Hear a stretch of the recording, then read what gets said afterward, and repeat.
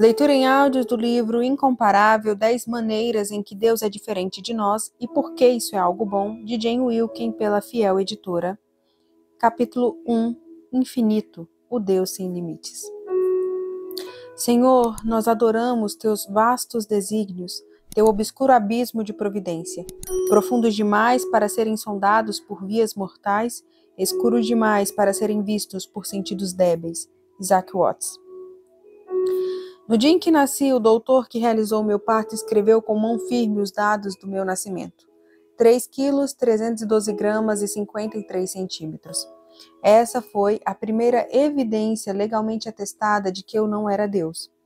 Eu contribuiria com amplas provas nesse sentido ao longo dos anos, mas, durante os primeiros momentos da minha vida, em 4 de fevereiro de 1969, muito antes que eu formasse meu primeiro pensamento de rebelião, proferisse minha primeira sílaba de provocação, ou tomasse meu primeiro passo desobediente, o abismo entre quem Deus é e quem eu sou já tinha sido firmemente estabelecido pelo simples fato de que eu era mensurável.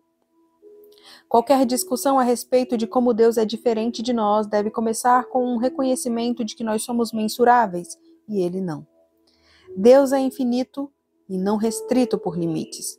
Ele desafia medidas de qualquer espécie.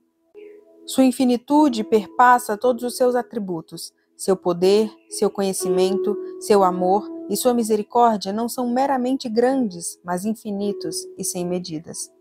Ninguém pode colocar qualquer aspecto de quem Deus é em uma escala ou numa fita métrica.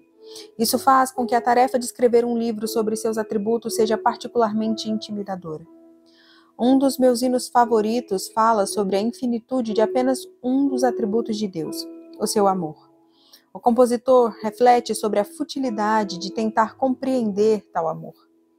Se pudéssemos encher o oceano com tinta e fossem os céus feitos de pergaminho, fosse cada caule na terra uma pena, e cada homem um escriba por profissão, para escrever o amor de Deus lá no alto, secaria o oceano.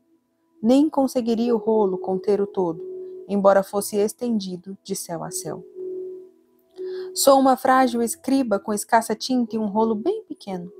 Minha tarefa é compartilhar, pelo menos, algumas reflexões sobre 10 dos atributos de Deus. 10. Nunca estive tão ciente dos meus limites. Contudo, eu quero fazer a minha parte nesse contínuo esforço de descrever o indescritível. Fiéis escritores já fizeram isso por mim. Stephen Chernock, Arthur Pink, A. W. Tozer e R. Sproul exploraram o caráter ilimitado de Deus para grande proveito meu e em graus que não sou competente para atingir. Mas espero nestas páginas tomar a elevada visão de Deus que esses autores esclareceram e fazer uma pergunta crucial. Como o conhecimento de que Deus deveria mudar a maneira como vivo? Que mudança mensurável deveria ocorrer como resultado da meditação sobre os atributos imensuráveis de Deus, tais quais descritos na Bíblia? Por que amamos medir? Nós, seres humanos limitados, somos amantes da medição. Numeramos e contamos, quantificamos e traçamos. Se você olhasse para sua despensa, cada embalagem mostraria o peso de seu conteúdo. Os rótulos lhe diriam o número de calorias, de gramas de gordura e os carboidratos de cada item. Seu medidor de combustível lhe diz quão cheio está o tanque do seu carro. Seu relógio lhe diz quanto tempo você tem até o jantar. Seu orçamento lhe indica quanto pode gastar. Sua conta na rede social mede o seu círculo de amizades. Nós estamos alegremente cercadas de todos os lados por sistemas de medição. Nossa compulsão por medir não é um desenvolvimento recente. Os povos antigos traçavam os movimentos dos céus. Seus instrumentos de medição ainda estão visíveis em escavações de cânions e anéis de monólito. Eles mediam marés e estações, o passar do tempo. Medir é a obsessão milenar do ser humano limitado que, ao perceber seus próprios limites, busca transcendê-los ao quantificar seu mundo. Pensamos que aquilo que conseguimos medir podemos, até certo ponto, controlar. Um dos meus filmes favoritos é Momentos Decisivos, de 1986. Ele conta a história de um time de basquete da pequena cidade de Hickory, no estado norte-americano de Indiana, que alcança sucesso sob a liderança de seu treinador, Norman Dale. O final da história não é difícil de prever, e a trilha da década de 80 é um teste para os nervos.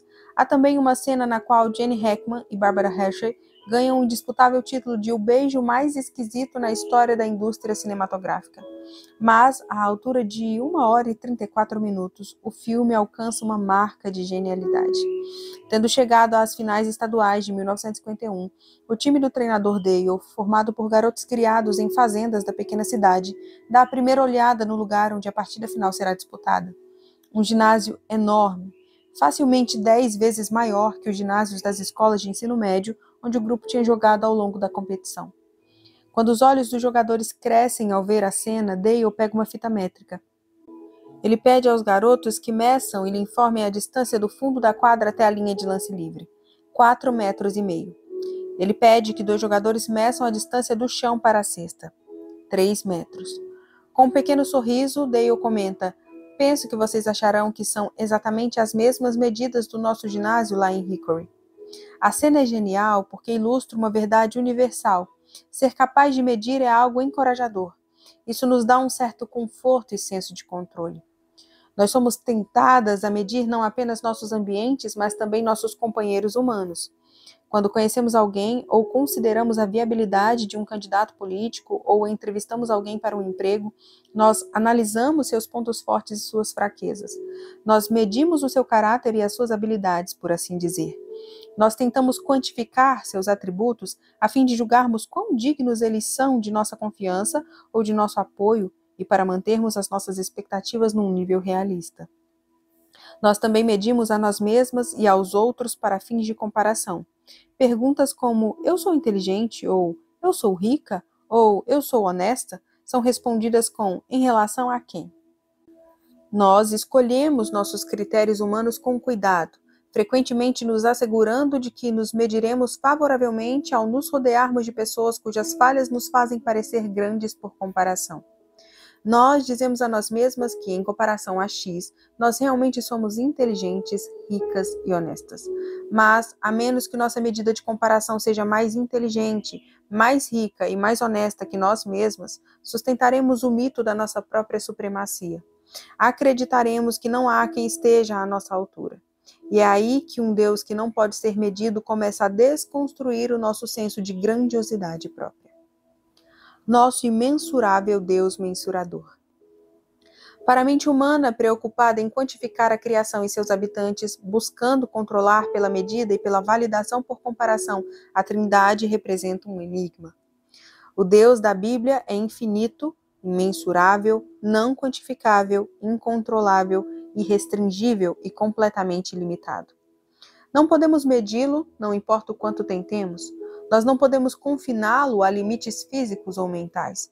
Nós não podemos controlá-lo, nem nunca chegaremos à sua altura. O amigo de Jó, Zofar, expressa nosso dilema. Porventura desvendarás os arcanos de Deus ou penetrarás até a perfeição do Todo-Poderoso? Como as alturas dos céus é a sua sabedoria, que poderás fazer? Mais profunda é ela do que o abismo, que poderás saber? A sua medida é mais longa do que a terra e mais larga do que o mar. Jó, capítulo 11, versículos 7 a 9. Davi louva a infinitude da grandeza de Deus. Grande é o Senhor e muito digno de ser louvado. A sua grandeza é insondável. Salmo 145, versículo 3. Salomão, da mesma forma, reconhece que Deus não tem limites. Mas, de fato, habitaria Deus na terra? Eis que os céus e até o céu dos céus não te podem conter, quanto menos esta casa que eu edifiquei. 1 Reis 8, 27. Paradoxalmente, aquele que é imensurável é a medida de todas as coisas. Note este belo contraste em Isaías 40. Quem na concha de sua mão mediu as águas e tomou a medida dos céus a palmos? Quem recolheu na terça parte de um éfa o pó da terra e pesou os montes em romana e os outeiros em balança de precisão? Quem guiou o Espírito do Senhor, ou como seu conselheiro o ensinou? Isaías 40, versículos 12 a 13. Dito de maneira sucinta, quem mediu tudo? Deus. Quem mediu Deus? Ninguém.